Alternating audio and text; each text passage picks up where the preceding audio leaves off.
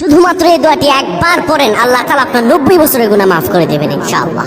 আপনার 90 বছরের গুনাহ মাফ হয়ে যাবে যদি মাত্র এই দোয়াটি যদি একবার পড়তে পারেন। আপনার ভাগ্য খুলে যাবে, রিজিকে বরকত আসবে, মনের নেক আশা পূরণ হবে, আল্লাহ আপনার সব দোয়া কবুল করে দেবেন। সুবহানাল্লাহি ওয়া বিহামদি। এত ফজিলত, এই দোয়াটা আপনারা শেয়ার করে দিবেন। এই যুবকেরা, আমল না করেও সওয়াব পাবা তোমার একটি শেয়ারে, একটা বাটনে প্রেস করে তুমি সওয়াব পেয়ে যাবা। কারণ তুমি আমল না করো, অন্য কেউ যদি তোমার শেয়ারের বদৌলতে আমল করে সওয়াব তুমি পেয়ে যাবা। নবীজির হাদিস।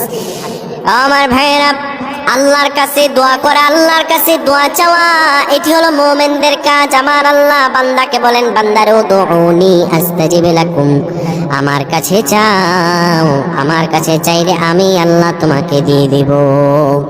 কেউ যদি একবারে দোয়াটি পড়তে পারে, দোয়াটি হলো রাব্বি ইন্নী যালামতু নাফসি ফাগফিরলি। কেউ যদি এই দোয়াটা একবার পড়তে পারে, আমার আল্লাহ তাআলা তার 90 বছরের গুনাহগুলো মাফ করবেন। কবিরা গুনাহ নয়, সেটি হলো সগীরা গুনাহ।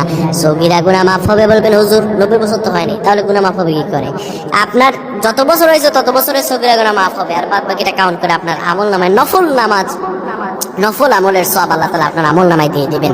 কিন্তু এটির ব্যাপারেও সহিহ সনদে তেমন কোনো গুরুত্ব আরোপ হয়নি, এটির ব্যাপারে তেমন কোনো উল্লেখিত সহিহ সনদ নেই। কিন্তু আমল করতে পারেন, যেহেতু তার অর্থ সুন্দর। আল্লাহ আমাদের কবুল করুক, আমিন।